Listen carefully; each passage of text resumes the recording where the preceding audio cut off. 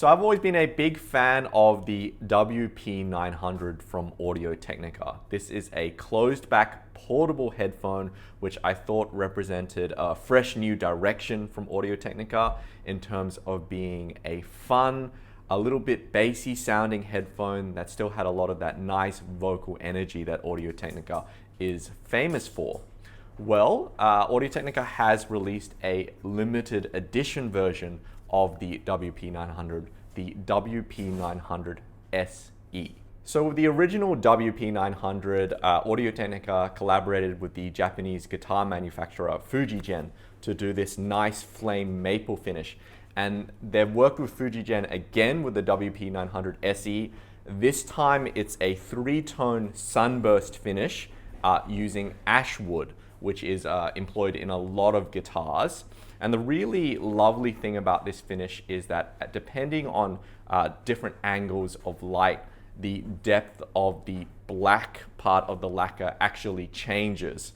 Other than the change to the wood and the lacquer process and the color of some of the parts on the WP900SE, I'm not sure if there's been any other changes acoustically to the headphone, but I will say, even with just the change in wood, the WP900SE does sound different from the WP900. So compared to the original WP900, the SE version is a little bit more V-shaped.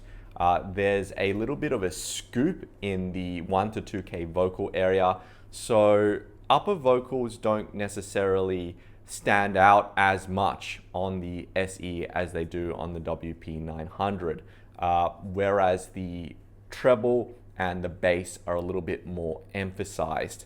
At the same time though, I think they've tamed some of the highest peaks, the kind of splashy sibilant peaks on the WP900SE. So in those areas which I found the original was a little bit too energetic at times, those are nicely smoothed over.